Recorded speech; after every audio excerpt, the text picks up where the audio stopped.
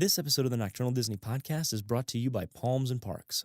They are high-quality t-shirts and tank tops that have cool, fun designs that help show off your love for Disney in a unique and smart way. Visit them at palmsandparks.com and check out what their store has to offer. There's something there for everyone. Computer, what are you tracking? Disney Parks Podcast. Warning, meteor shower in range.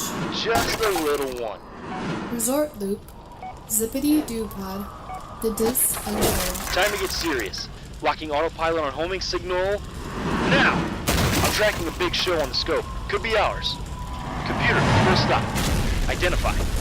Unofficial Universal Podcast. Definitely not our show. Go, go, go! Another big guy coming up. Computer, slow, and identify. Disney Magic Hour. Still not our show, but at least this one's the right brand. Asteroid Impact in 60 seconds. We can't stop now. Keep going, keep going.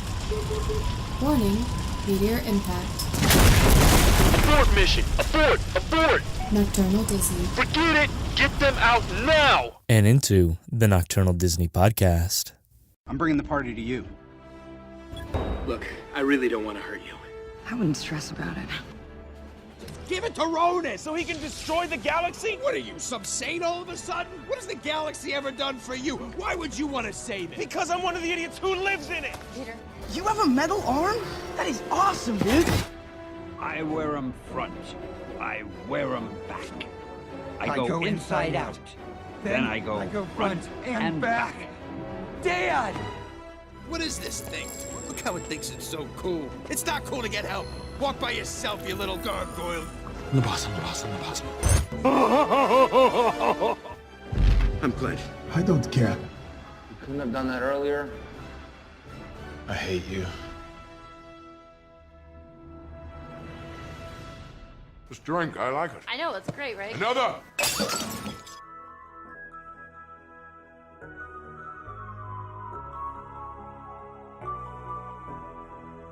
Thank you for joining us for episode 25 of the Nocturnal Disney Podcast. My name is Brice. This is Chris.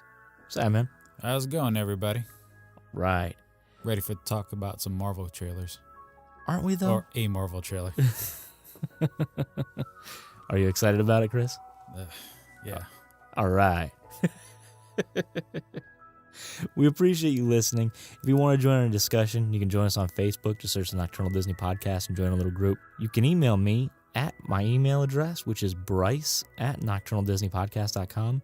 That's BRICE at nocturnaldisneypodcast.com. And you can say something quick to me on Twitter at Disney Nocturnal. You can also find me on Instagram at the Nocturnal Disney Podcast, all separated by underscores. Tonight, we're talking, like you already mentioned, Miss Marvel trailer. It's number 3.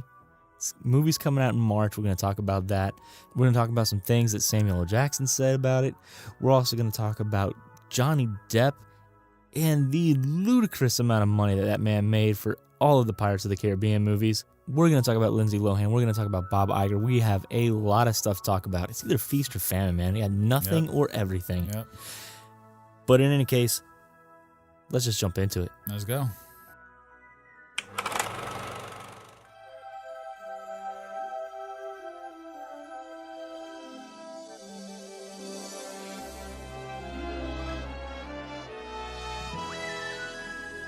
So, Chris, I don't feel like it is very, out there, especially since I've already said this a number of times on this show. Marvel is bad at trailers. Sometimes. Right? Sometimes. I mean, granted, the Infinity War trailers were pretty good, but I can't decide whether or not those were actually good or I was just so excited for the movie. Yeah, I mean, I've found them pretty good. I enjoy them. Right. I mean, it's not, I know they're not really, really amazing, but they're also not terrible. Sure, absolutely not. We are not here, though, to talk about the Infinity War trailer. No. We're here to talk about the Miss Marvel trailer, number 3. Chris, give me your thoughts on it, because I feel like you are really excited about this trailer. Yeah. It's been a tough 3 trailers, dude. As we said before on the show, we reviewed the first trailer, we reviewed the second one, and I would say that we don't hate it. It's not like like I said, it's how we say many times. We feel like it's just a really random movie being brought out at a random time when like we're not into it. Like we're not, because we're so wanting to see Endgame. Right. That they're throwing this in front of us, and they, like I said, we just feel like it's not something we would necessarily want to see. It feels a little bit like this year's version of Ant-Man and the Wasp. Right. And the thing is that at least we have an established attachment with the Ant-Man and the Wasp. Right. So, I mean, there's a little bit of that going for it. With Miss Marvel, you don't. So the third one came out, and I'm hoping that the complaints that me and you've had about these trailers is that they're essentially 1 and 2 are the same. Third one really isn't exactly the same as 1 and 2. It's kind of different. They showed a little bit more, I feel, dialogue in between Samuel Jackson and Miss Marvel and all that. Absolutely, they do. The trailer's only 1 minute and 50 seconds. It's a short trailer. Yeah. Especially for like a third trailer, because usually 1 through 3, the first one's usually around 1 minute, maybe 2 minutes, something like that. And then the third one, yeah. And the second and third one, they're usually really big because they're just trying to sell you on it. That's their home run hit trailers. Right. This one didn't feel like a home run hit trailer. It was 1 minute and 50 seconds, and my God, Brice, I had such a hard time getting through this trailer, dude. It was 1 minute and 50 seconds of just pure pain. No, it is not the easiest trailer to get through. It's 1 minute and 50-something seconds, and it feels a lot longer than that. It feels like a 3-minute trailer. And the thing is, and this isn't bashing Brie Larson, because she is an amazing actress. She really is. But especially in her work in The Room and stuff like that. She is the problem with this trailer, though. Oh, my Lord, yes. Yes, Brice. It's just, it was insane to me because this was their trailer. They're trying to sell you on her as a character, I felt like, in this trailer. This is what you're going to get with her. And I don't want that. Like, it was her dialogue. And again, me and you were talking about it right before we came in here, like whether it's the script that they wrote or what, but her delivery on it just felt so painful to watch. And again, and I feel weird saying that because I'm not an actor. I don't know. I know that I would be terrible, but I'm just saying her delivery to me came off insanely annoying and just really bland. Right, absolutely. And, I hear people make that argument all the time, right? Oh, I'm not this, so I can't really say. I'm not Y, so I can't really say. And I feel like that's a nonsense argument because here's the deal. I'm not a chef. But if I get a piece of crap meal, I know that, hey, this is a bad meal. I don't want to continue to eat this. Yeah. Right? If I get a bad wine, hey, I do not enjoy this wine. Right. I don't need to be an expert in wine to tell me, hey, I don't like this. You know what I'm saying? Mm-hmm. So your opinion is no less valid that you're not an actor.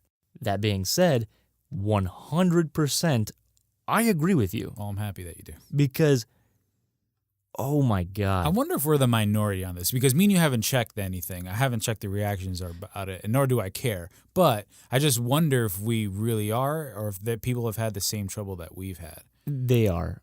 Because not that I care, but I like to see what other people are saying. You know what I'm saying? Like I watch other YouTube personalities and stuff like that, and they are saying, she is not doing anything for me. And I've been saying this ever since the first trailer came out. I hated all of the trailers for Black Panther. All of them. And it is in my top 5 movies from Marvel now. I really like that movie. I didn't. I really liked them. Right. You did? I did. See, I couldn't stand them. Mm-hmm. It was to the point where I was like... Especially that one where they had that hip-hop beat. I loved it. Yeah. I really liked it. Because to me, it felt something different. You know what I'm saying? Right. And they're preaching it to a different audience, too. You know what I'm saying? Exactly. Going back to the timing of it, though. We're talking about, it's 1 minute and 50 seconds. It's not a long trailer, especially for a third one. And you're right. And part of it is even that same punch to the old lady again. And they give us even more of that fight. Same punch to the old lady. And you want to know what? it's either that they are hiding something in this movie because they just literally, it's a lot of the same scenes, some different stuff that they showed, the scrolls kind of shaping to, they see someone and they kind of shape to it, which was pretty cool. That was cool. I enjoyed that. But yeah, they had, they showed like the banter between her and Samuel Jackson a little more. But like that scene where they're sitting down and he's like, how do I know you're not a Skrull? And she just like shoots the beam. It's just like she seems so emotionless. Now, the thing is, we don't know about Ms. Marvel. Is that her character? I don't know. But I would almost think that it is only because in every scene that she's in, she's doing the same thing. It's very bland. It is. Very bland. And in the trailers, it's been hard to watch. Mm-hmm. You know what I'm saying? She has like the same emotion with delivering nearly every line. Now, again, it could be that's what they told her to go with the character. That could be her interpretation of the character. For you Miss Marvel fans out there, that might be the character. It just doesn't jive with me at all. I'm a big fan of Batman. Right? And because of that, a lot of people are like, oh, you just want your movies and your comic books to be dark and brooding. And that's not true. I very much like humor in my movies. I very much like humor in my comic book movies. I freaking love Guardians of the Galaxy. Right. I think that movie is brilliant, and I think it's probably the funniest movie that Marvel has ever made. Yeah. And again, go back and listen to it. I think it's episode 14, but we have a top 5 Marvel list, and that was number 1 for me. Okay. But in any case, that's not the point. The point is that the comedy in this trailer is so bad. It's very bad. It's so bad. Nothing connected for me. Going back to what you were saying. Oh, it's a photon blast. Skrulls can't do that. And I'm just supposed to take your word on that? Not even a chuckle. Not even a grin. It was just so bland, though, by both of them, too. And I'm surprised because Samuel Jackson, it felt very bland. And the thing is that if, he was in the scenes with her, he was the only one carrying those scenes, it felt like.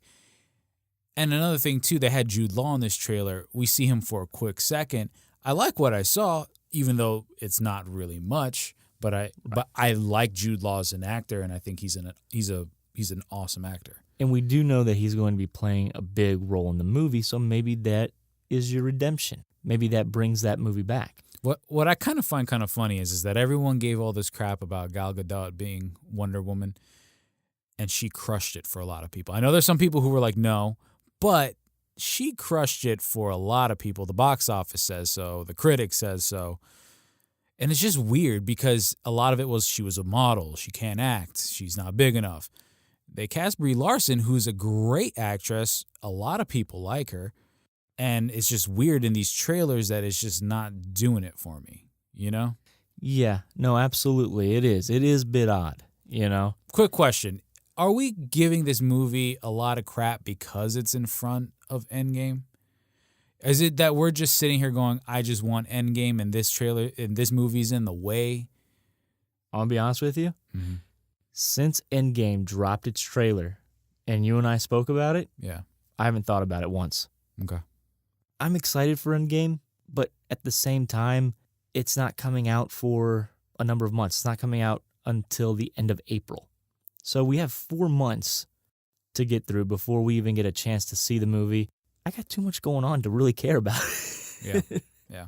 Not to sound rude, but it's just, I need to focus on other things before I get to Avengers. Once I get to Avengers, it's going to have my attention, because once we get through Captain Marvel, that's going to be the next movie that comes out almost within a month, if I'm not mistaken. If Captain Marvel releases early March, we have about 2 months to get through, but otherwise. So no, in my opinion, no, I'm not giving it crap because it's coming out in front of Endgame. If anything, I want Captain Marvel to be good because I know Captain Marvel's character is going to play a big part in Endgame, and I want to enjoy her. I don't want to go, oh my God, I have to endure 2.5 more hours of this character. Yeah. You know what I'm saying? Yeah. I don't want that. Yeah. But like I said, to be fair with these trailers, they're all very much the same shots. Very much a lot of the same dialogues, same scenes, same action bits. Right. So it could be that there is just this massive, amazing movie that they're just like, we're not going to show you guys. We know you guys are going to come. You're going to watch it, and you're going to be floored when you see it. And it's a Marvel movie, so you don't bet against that. Sure, but then you do have the reverse of that, which is, hey, these are the only really good parts of the movie that we can show. Let's go ahead and show these, and then pray that everyone thinks it's a Marvel movie and it'll be good, and they'll just come. Yeah. You know what I'm saying? So I don't want to be pessimistic, but that is an option. Yeah. I guess we'll just have to wait and see, buddy. Yeah. And just going back to the fact that Miss Marvel is going to be such a big part of Endgame, Samuel L. Jackson had an interview with E.T., and he more or less just flat out said, she is going to be instrumental in defeating Thanos because she is as powerful as Thanos. Which is crazy to me. Yeah. You know what I'm saying? Yeah. He also said, and I didn't know this, that she can time travel. Did you know that? No. Yeah, that's bizarre. Not until he said it. So is that how we go back in time? Because we know that there's going to be time travel elements in this movie. I don't know. It's going to be odd. Yeah, a lot of people were complaining that Samuel L. Jackson spoiled the movie. And I'm like, maybe. Disney, please, coming up to Samuel L. Jackson, taking away all the money right now. Director Fury no more. Yeah.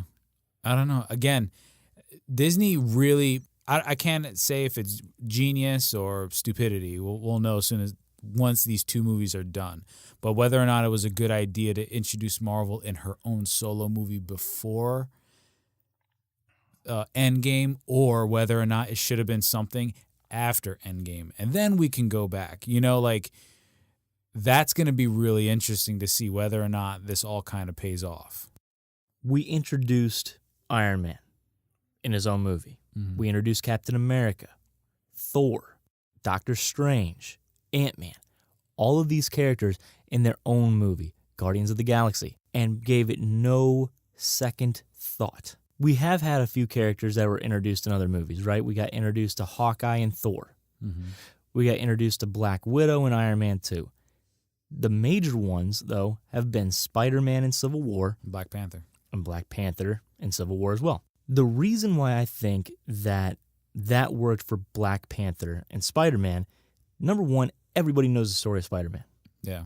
Everyone knows that story. It's the same thing with Batman. Everyone knows the story of Batman.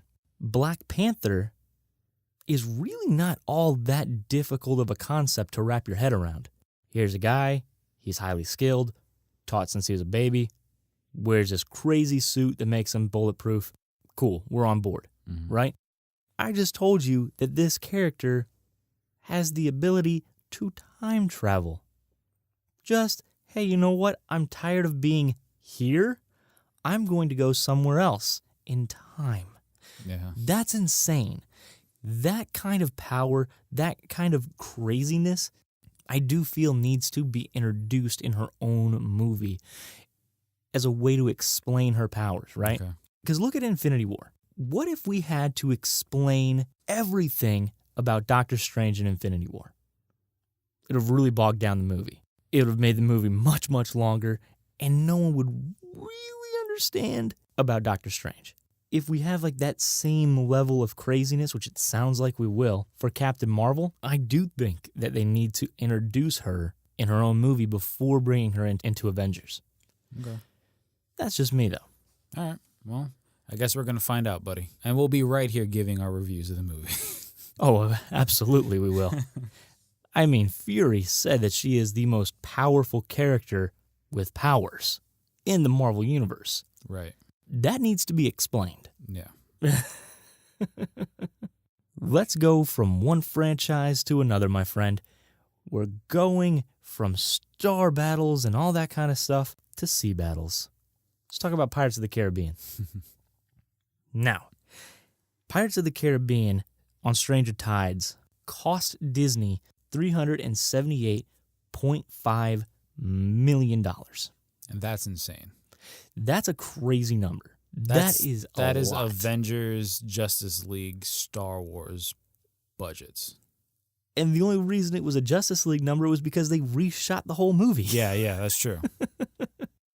What if I told you that almost exactly a quarter of that went to one person?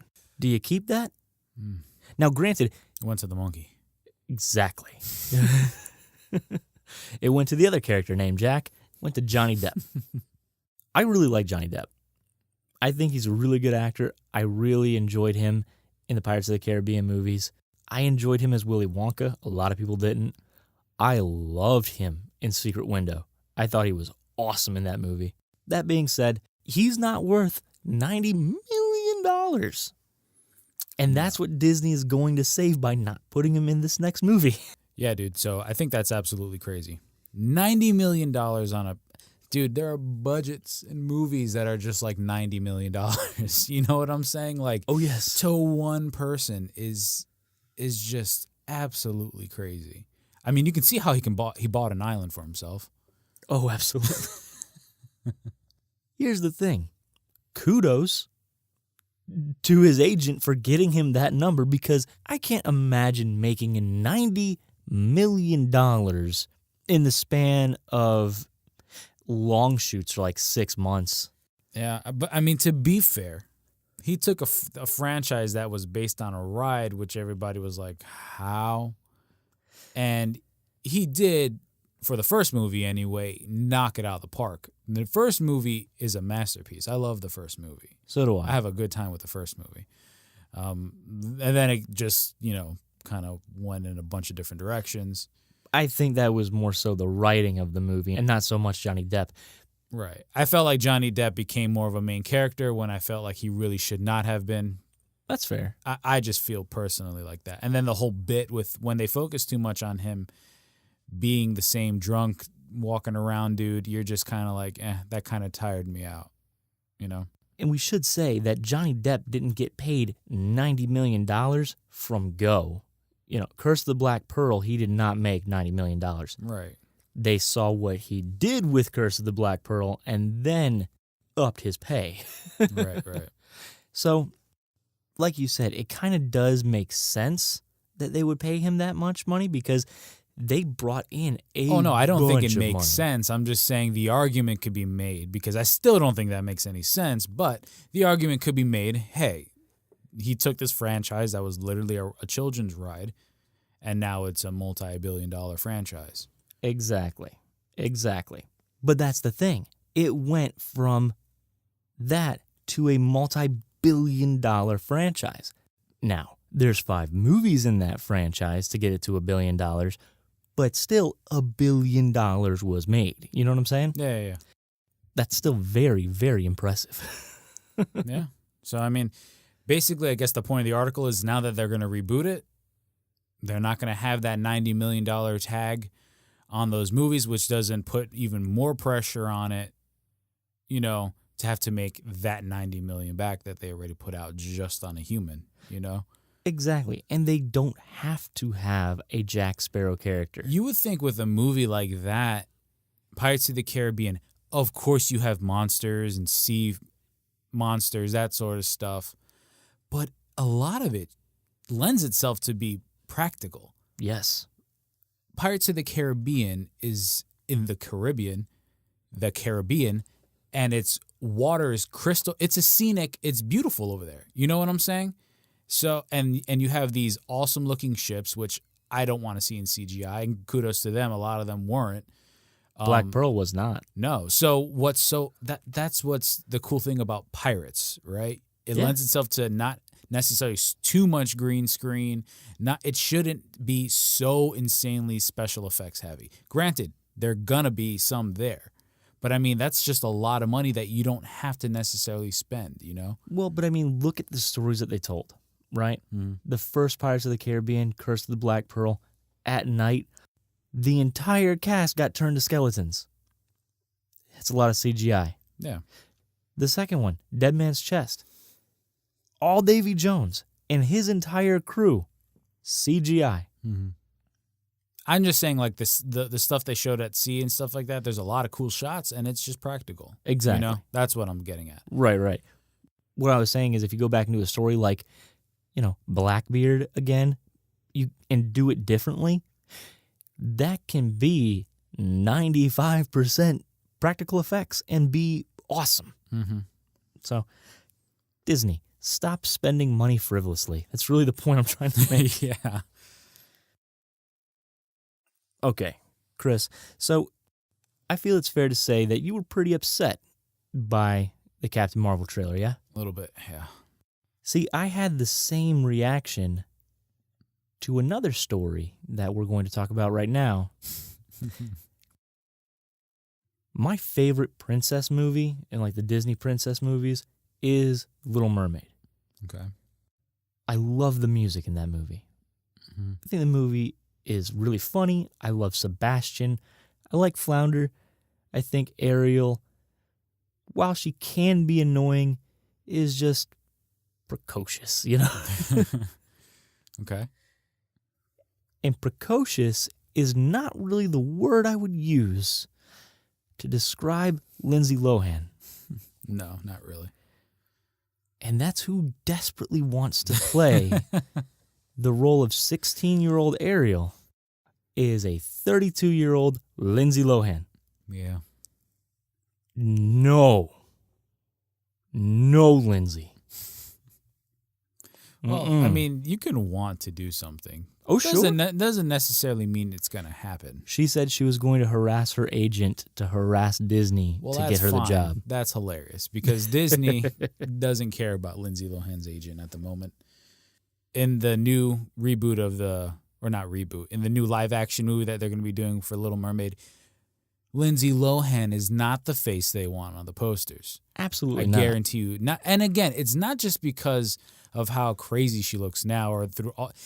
She's just been in a lot of scandals, a lot of crap going on in her life. Disney has never been the sort of people to be, let's be friends with these people. It's different if you're in a contract with somebody, but you can see Disney is very, very hardball with who they hire, how they want them to be represented, especially one of the main original princesses in a beloved franchise.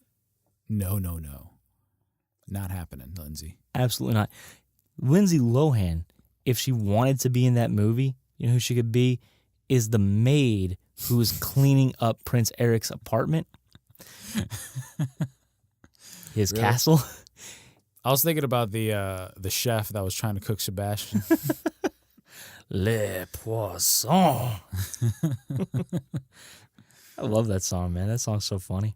I can't imagine a world where she is anywhere near this movie. Well, just be happy that this is just something that, a lot of actors and actresses say they would like to do something. I mean, Josh Brolin even said he would like to play Bruce Wayne. I mean, like, there's just lots of cool stuff that you hear, and you hear from actors and actresses that are just kind of saying, yeah, I'd do it. And of course they would want to do it. It's work, it's money, for a big franchise. I mean, who wouldn't say it? Now, I'll be worried if Disney comes out and is like, we're in talks, but right now this is just someone who's saying they would like to. It's not going to happen, though.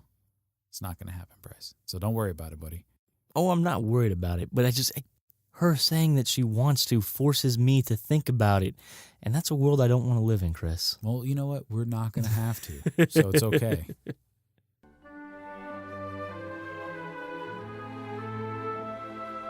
Welcome aboard the Walt Disney World Express Monorail. On behalf of the cast of the Walt Disney World Resort, we'd like to welcome you to the Magic Kingdom. Now, Chris, you and I just talked about Johnny Depp, how he was making $90 million for the Pirates movies. And you and I both said, that's a crazy number. I can't believe they're paying that man that much money. That's insane.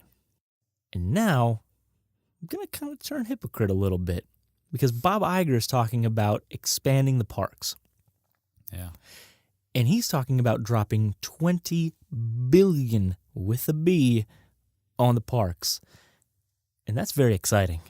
Yeah. And to put that in the context, that's not just West Coast and East Coast here in the United States. We're talking about all the Disney parks around the world. Exactly. Yeah. I mean, I'm happy. Me too. And he said he's going to do it over the next 5 years. And just from knowing what we know is going to happen here in Florida, it actually makes a lot of sense. Yeah. Because right now we're still working on a whole new restaurant over by Mission Space in Epcot. We have the Guardians of the Galaxy roller coaster. We have the refurbishment of Spaceship Earth. That is going to be a massive redo. It's going to take 2 years. Yeah. We have a new fireworks show coming to Epcot. We have a new fireworks show at Magic Kingdom. We have Rivers of Light over at Animal Kingdom. Mm-hmm. We have the new show that's probably coming to Hollywood Studios. We have a lot of stuff going on. We have the Tron roller coaster coming out. The Minnie and Mickey roller coaster. Exactly. Which is not like a massive news, but I mean, they're removing the Hollywood ride, which I know for a lot of people is a beloved ride. Exactly. And Star Wars. And they included Avatar in that as well. So what Bob Iger was saying was that just now there's more and more and more interest in people wanting to be a part of and experiencing the stories and the characters that Walt Disney has. He said it's never been like this ever. Right. There's more want for this than ever before. And I have a thought as to why. They have so much more stuff now. Yeah. Mickey has been around since the 30s. My grandparents didn't really care a lot about Disney. My mom loves Disney.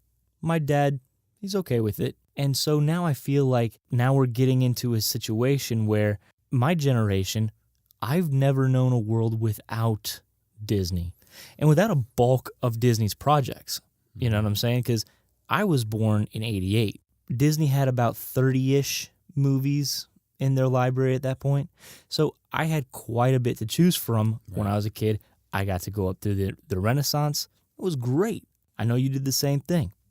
I know my brother did the same thing. So I feel like now we're getting to a point where Disney is so ingrained in our culture that just Disney proper I'm talking about, that you're going to have more people who want to experience the characters and experience the movies. Then you add Marvel to that.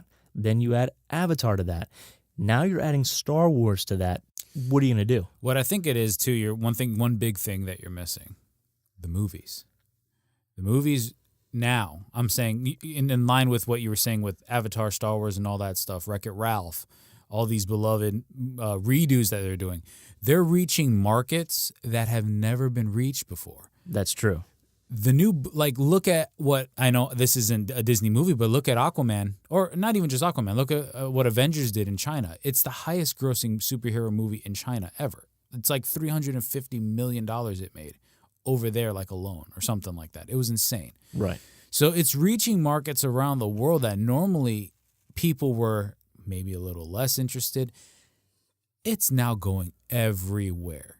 You know, so of course the demand around the world is going to go up. So that's why you see it not just in the United States that the West Coast and East Coast are getting it done, but it's being done worldwide, which ultimately means all of our ticket prices and everything's going to go up, even more than what it's been going up right now.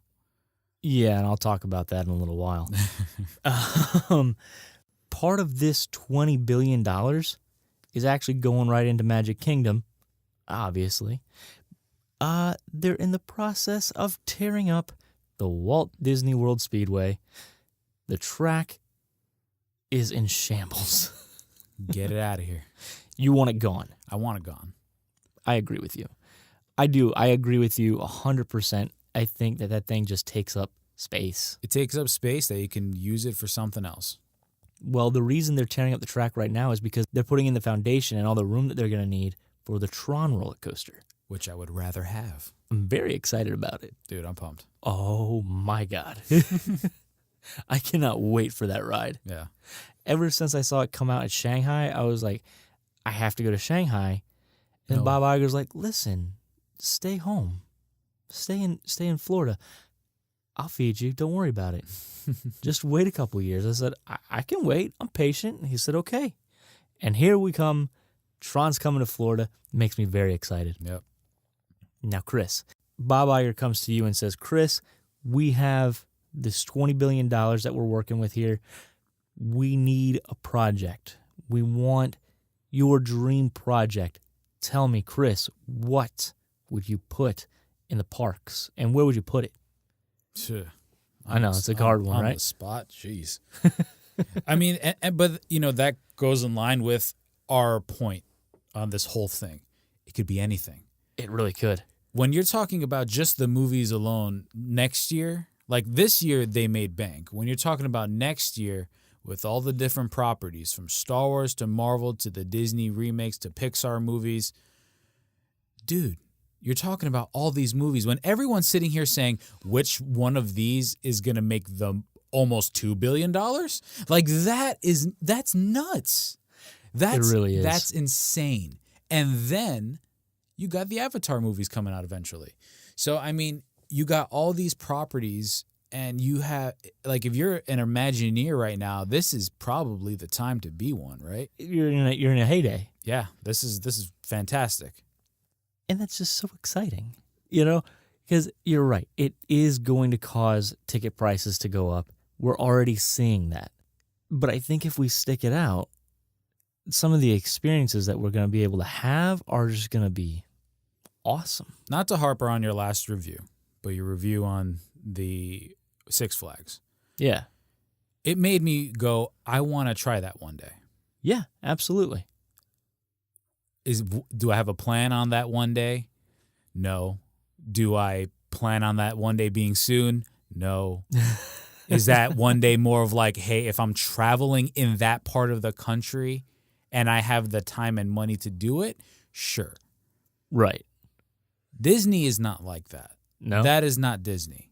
And when I heard you describe Six Flags and Disney, it really makes you go, the little things in Disney really matter over, let's say, the craziest roller coasters in Six Flags. They really do. Yeah. It's an experience going to Disney. Yeah.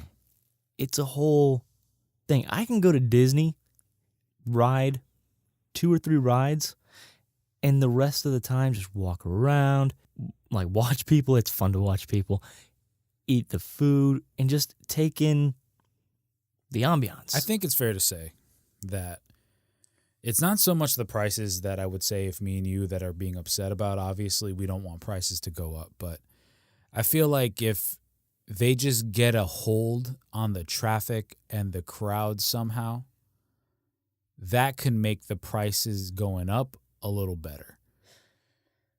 Well, I think they're going to start getting a because hold that on. does add to your overall experience. It really does. And I think that they are going to be able to get a hold on the traffic a little bit more coming up soon. And we're going to talk about that when we start talking about the resorts. But like for me personally, if I could put anything in Disney, I would take out Splash Mountain, leave it as the same ride, and retheme it either as Moana or Disney Villains. I really, really want the Disney Villains to get some play in the parks, and they don't have it. You sold that for me right there, buddy. Amen. Because they have Club Villain over in Hollywood Studios, and I haven't gotten a chance to get over there and do that yet, but it looks really fun. Matter of fact, I think it may have closed. I'll have to check into that. But in any case, it looked really fun, because you did get to hang out with all the villains. They've been doing this for the last couple of years, Halloween parties. And all of the villains come out. And you can meet some of the more rare villains. You can meet Ratigan. Yeah. Did you even know that they had a costume for Ratigan? Because I didn't. Not for a Somewhere, couple. it's like only one costume. Exactly. That's funny. All right, let's continue on this just talk of fun expansion and talk about Galaxy's Edge. Mm-hmm. The company that's helping Disney build Galaxy's Edge got to tour it recently. The one out in California, obviously. That's the one that's close to being done. And they wrote an article on it. And I want to talk about it because it's close. Yeah. They said that all of the structures are in place, so you can walk in and you're good to go. Now, they don't have everything hammered out like Oga's Cantina, right? They know for a fact that they're going to serve alcohol there. They know that they're going to serve certain drinks there and whatnot, but they don't have like the menu hammered out. Right. So that's essentially where we are. We're waiting for those details to get hammered out. The details that you're like, oh, this is important to Disney, the experience. You're right. It is. They need to get these right. They need to hammer them out. And that's what they're doing because, man, just as someone who creates things, I cannot wait, Chris, at all. Once something is done, I'm like, take it, see it, look at it, tell me what you think. It's almost like that immediate gratification. You know what I'm saying? Yeah. And so for Disney to show this restraint and pray that nobody flies over Disneyland. Yeah, that's true. It's really impressive. Yeah. And it makes me very happy. So the way that the writer was saying that this land works is when you walk into the land, you're going under a tunnel, right? You're going in a tunnel, and it's dark, and it's supposed to mimic you fading out and fading into a new scene in a movie, right? And they've done that here in Magic Kingdom. I feel like maybe to a lesser extent, because I don't think that it has that necessarily same effect that they're going for. I'm not saying that I really care or that I really noticed it, but when they're talking about it here, they're going for a cinematic effect because each tunnel, the first time you see Galaxy's Edge, you are supposed to be just submerged in it. Yeah. You know what I'm saying? They said it is supposed to be a beautiful cinematic shot. And what is something that a lot of beautiful cinematic Star Wars shots have? It's people. I hope that it's as bustling and as vibrant as what they're kind of explaining it to be. Mm-hmm. I hope they make it feel as lived in and as real as the Harry Potter world in Universal. And I keep saying that and I know that's something that me and you keep talking about. That's something that we keep saying that's the bar because that is where the bar is. It literally is the bar. So right now that is the pinnacle of theme park situations. When you walk in there, and I keep telling this to people, but you got to experience this for yourself. You walk in there, you literally feel like you just walked into a completely new world. So you know how you were just saying you want it to be out there. You want people to look. Disney has to get this right. This is not a small property. This is their biggest one. This is their bank. You got the three big ones. You got Avatar that they're hoping will take off with the sequels. You got all the Marvel movies that they have coming out. Now you got Star Wars. Star Wars is like the king daddy, dude. That's the big one. That's what they're putting all their money and time into. So I get that. And I like that they're taking this time to make sure they get it correct. Exactly. Me too. Because what they were saying is, going back to I hope it looks lived in, one thing that I've always noticed when I was watching Star Wars movies is that they always looked lived in, especially when it came out in the 1970s. Star Wars just had that dirty, grungy look to it, where then you watch something like Star Trek and everything's shiny and pristine, right?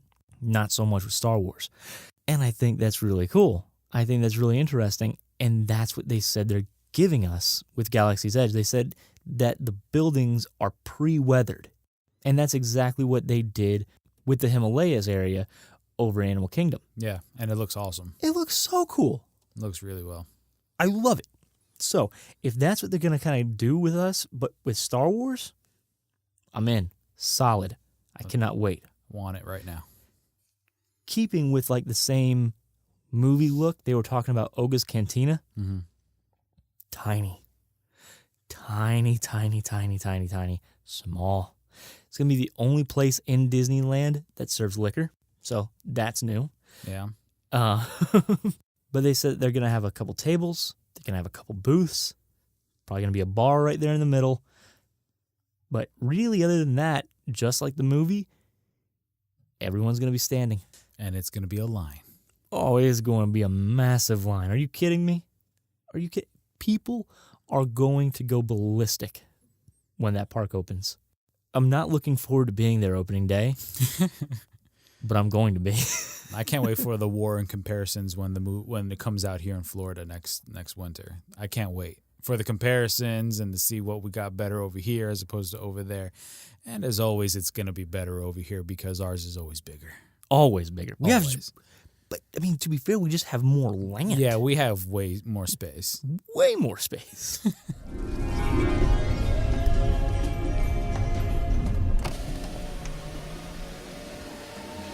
Are you checking in tonight? Welcome home. Chris, remember a moment ago you asked me, like, man, I really want Disney to get a hold of their traffic situation. Yes. Nowhere on property is it worse than Disney Springs. Amen. And to be fair to Disney, they have tried. They have tried to fix it, right? It used to be a catastrophe when it was all surface parking, because all you had was surface parking, and that was it. I don't even want to imagine that, and I'm so happy that I've never experienced that in my life. So, dude, downtown Disney was a nightmare. Then we got the parking garage, right? We got line parking garage, and we're like, this is freaking awesome. We love it. But it wasn't enough. And then almost immediately they started building the orange parking garage, right? Mm-hmm. That was fantastic. And then you and I were there recently, and we're like, this is a nightmare. Yeah. There is nowhere to park. Nope. Surface was full. Both garages were full. They were pulling people out and putting them over at Typhoon Lagoon, which, as a quick side note, is confusing. Yeah. Because you're like, I shouldn't be back here. No. Because you got to go far back there. They actually have shuttles to take you back to Disney Springs. Jeez. But moving on, because that's not why we're here. We are here to talk about grapefruits, Chris. Yeah. It's the new parking garage, baby. I love grapefruits. And I'm going to love this grapefruit so much. It is opening up February 2019, and I can't wait. It's right around the corner, buddy. I'm very excited because if nothing else, I'm hoping this will end the construction in the area. I don't know about that. At least on the roads, man. At least on the roads. Because you have a 4-lane road right outside Disney Springs, and you can't freaking use it.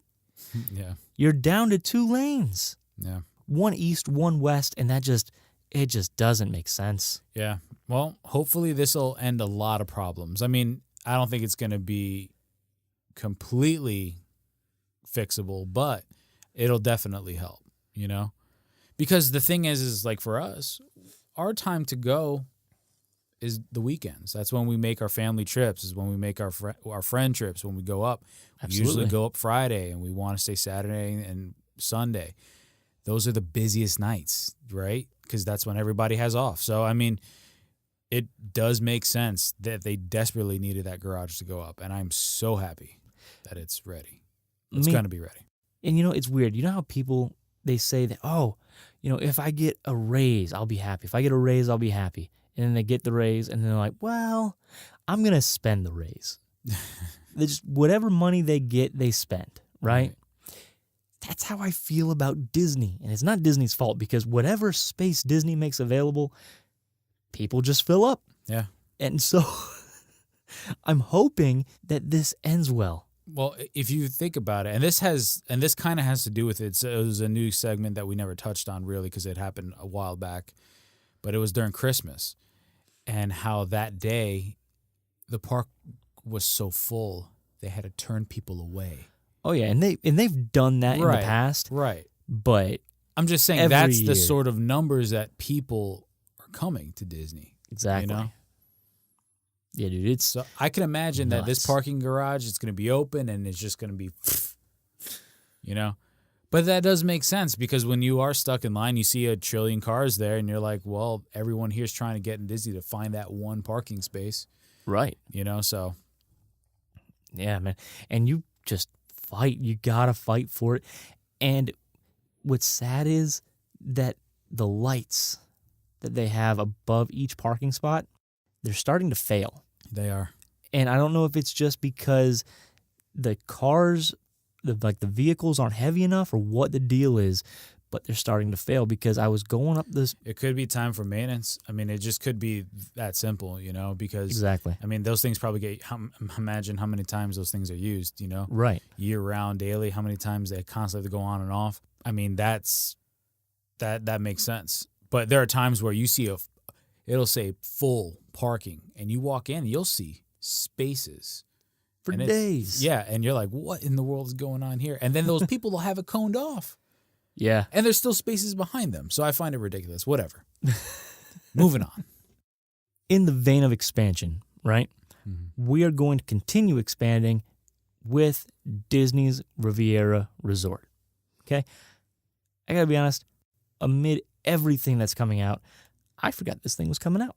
And we are not here to talk about it because of really anything good. Unfortunately, the reason we're here to talk about it is because on January 19th, you're going to be able to start buying DVC property at the Riviera Resort, right? One thing that people do a lot with their DVC membership is they'll get it and they'll say, you know what? I like it. It was fun while it lasted. I need to bounce. I had a medical emergency. I had whatever, and now I can't afford it. So they'll get on and they'll resell their property. Cool. Well, if you buy now, before the 19th, a policy for DVC, you'll be able to use it at all the resorts.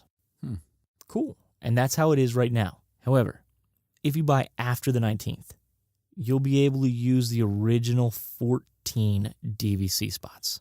But you will not be able to use Disney Riviera, period. You cannot book there. It's odd, right? It's a really weird stipulation. So you can use all of them but that one. Exactly. Exactly. Now you're probably like, well, it's all right. I'll wait for a little while. I'll wait till the Riviera is up on the resale market, and I'll buy that, and I'll be able to use them for all of the resorts. Disney thought of that, and they said, well, if you buy a contract where the Riviera is your home resort, that is the only place you can use the DVC points, which sucks. Yeah. That is horrible, because my parents just went down to Hawaii and they stayed at Alani and they said it was beautiful. They loved it, but they used their points. And so essentially they got to go to Hawaii, stay in a gorgeous resort, and it's not free, but in a way it's free. You know what I'm saying? Right. But if they bought this resale contract and it had the Riviera as the home resort, they wouldn't have been able to do that. Yeah. Going back now real quick to the original 14, right? You buy one that has Boardwalk on it after the 19th. You can use your points at the original 14 resorts, no problem. No problem whatsoever. But like I already said, you won't be able to use it at the Riviera. Odds are, moving forward, you won't be able to use them at any of the new resorts. That's a guess, but it's probable, because with the Riviera, they're setting a precedent. You know what I'm saying? Yeah. And like I said, this is only for the resale market. This is only affecting that. So if you buy a new policy, buy it whenever you want. It doesn't matter. But the resales, they do have that stipulation, and I don't know how they're going to enforce it. It seems to me a little bit like MoviePass. They're like, you can only go see one movie at a time. Yeah. And then they fixed it somehow. Rest in peace, MoviePass. You're done. But it does make buying them from the resale market much less enticing. You know what I'm saying? Yeah, I get that. Like, I'm going to still be spending the same amount of money to buy this contract for the Riviera, but I don't have any of these other resorts. But everybody else does have the Riviera, so Riviera's really going to fill weird. up. It's an odd really thing. Weird. I don't like it. I don't have DVC, so it doesn't really matter to me. But for those of you who have it or, who are looking to get it, be aware of that. But if you buy it before the 19th, you're grandfathered in and you'll be able to use all of the resorts. Better move on it, people. You and I spend a lot of time talking about Disney Springs. And I feel like that's fair because there's a lot to talk about down there. It's so fun to hang out in Disney Springs. Arguably, it's one of my favorite things to do in Disney. And you don't need to have a Disney pass for it. That's great. But I love it. Let's talk about downtown Disney, though, out in California. It's getting a new restaurant called Ballast Point. The second part of that name is Brew House. Disneyland is finally getting a brewery. Good. Welcome to 2018, people. Took them long enough. For real, man. It took them a while. Jeez. It took them a while. Yeah. I rejoice for you Californians. It's going to be opening up on the 16th. That's exciting, man. Whenever a new restaurant's opening up, that's exciting. Although I will say it's a little intimidating now because it is just one more thing I have to try whenever it is I get out to California. Yeah, well, that's a lot of things. Yes. I feel like you could spend easily 3, 4, 5 days just in Disneyland in California. Yeah. Even though it's not nearly as big as Disney World, but you need to do everything because you're not necessarily coming back, you know? Yeah. It's going to have a 3,000 square foot outdoor beer garden. Wow. That's pretty awesome. It's things like that that make my heart rejoice, you know? It's just a good thing to read. Right. Granted, the beers may suck, but... Yeah, there's always that. Yeah, I don't think that's going to be the case. No. That's very exciting. There is a Spanish restaurant coming here, though, in Disney Springs, and it's called Jaleo. It's Jose Andres' new Spanish restaurant, and it doesn't tell us much of anything, really, about the menu, but it talks a lot about the building. Yeah. I hope they're not kind of deflecting. I doubt that they would be. No, I don't think so. That's something that you release a little bit more closer to launch date, you know? Exactly. And the building is actually going to be really cool. Dude, just walking into Disney Springs from, what is it, Lime Garage? Yeah. You go down the escalator and you pretty much walk straight and you see it. It's a specimen to behold. Exactly. It looks really cool. It does. And the way they explained it was it's like a plant. It's a living organism. They said that there are no straight edges. No, there isn't. Or right angles. I think that's very interesting, especially from the perspective of a building. Yeah. Well, I don't know if he's like from Barcelona or anything, but I know in Barcelona, Spain, they're very famous for the artist over there, Gaudi, and he was very much inspired. That was all his architecture. Everything was plant inspired. No right. He made a house in Barcelona that's famous where there's not one right angle in there. It's just all a bunch of different shapes and turns, and it's beautiful. And again, his artwork was based, and he has projects all throughout Barcelona, very famous in Spain, of being very nature inspired. Right. It's really cool. I mean, even the church in Barcelona, the big one, the Familia, I forgot the name of the full name, but you walk inside the church and it looks nothing like your normal looking church. And the pillars they look like tree trunks that go up into the ceiling and they branch out. So like they say, it's almost like walking through a forest. And they have the stained glass in the ceilings that go really high up, and it gives the look like the sun is coming through a forest. Really cool. That's fantastic. I know that's nothing Disney inspired, but I'm saying I wonder if that's the reasoning for the architecture behind Jaleo. I'm sure it is, and just from what you've explained to me, but that sounds really, really cool. Yeah. I'm going to have to look that up tonight. There's a documentary on it. Go watch it. Thanks for the homework, dude. Remember I said they gave us nothing to do about the menu? Mm-hmm. That was true. But they did say that they're giving us table service inside the restaurant, and then outside they're going to give you street-style Spanish food. I'm happy with that. Man, I love street tacos. There's few things in the world better than street tacos. I love them. Mm-hmm. Tacos are more Mexican, though, buddy. This is going to be Spanish.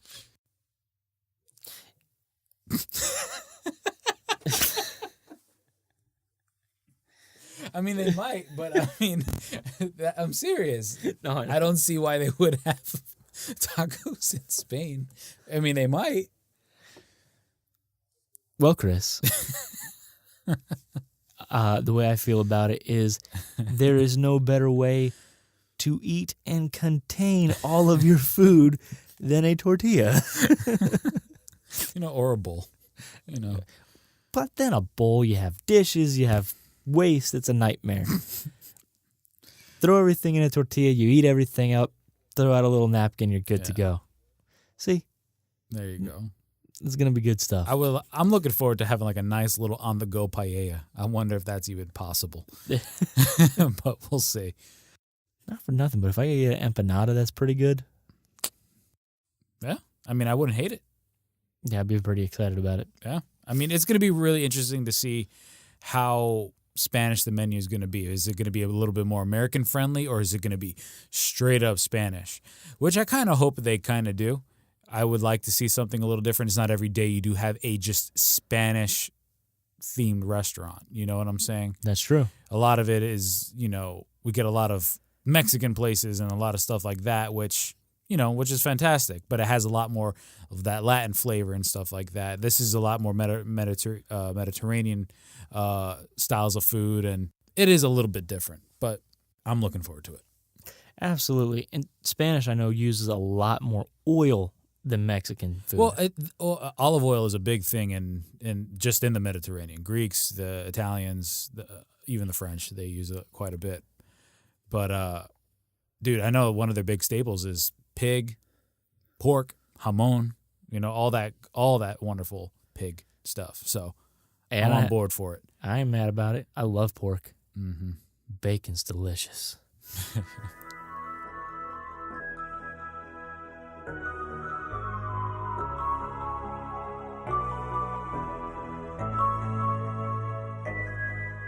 And that's the end for this week anyway. Wanted to say thank you all for listening. You can find us on iTunes, YouTube, Twitter, Tumblr, and SoundCloud. You can also find us on foxplaybox.com. We have a number of different shows in our network, and that's where you can find all of them. If you would, please favorite and subscribe. Leave a comment if you would. And if you already have, tell somebody else about us. Share us with a friend. Yeah, sharing is caring. And speaking of sharing and caring, Palms and Parks released some cool shirts recently. That they did. And I know someone who designed the shirts. Who? You. Oh, yeah. No, I did. They did a really cool design for Groot. And I say they because I didn't come up with the design. Right. I would take credit if I did, but I didn't. It was Renee.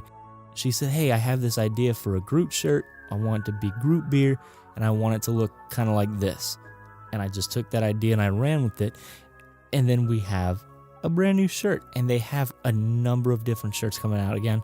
They are trying to build an audience and go from there. So hopefully... Well, I know I'm getting some Groot's beer. I'd appreciate it, buddy. And that's going to do it for tonight, guys. Thank you so much for listening. This is Brice. And Chris. Saying have a good night, and may all your endings be happy. And, well, you know the rest.